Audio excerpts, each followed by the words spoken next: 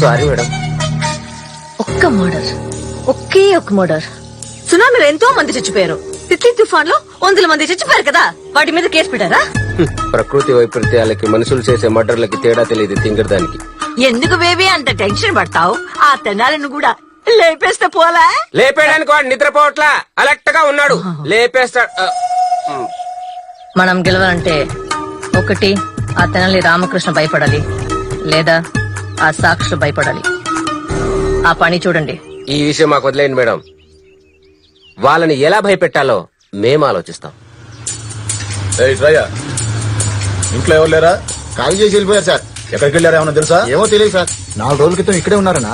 వాళ్ళ సాక్షులను తప్పించేశారా? అంతే అంటావా? సరిపదా. పరిగెట్టండి తొందరగా.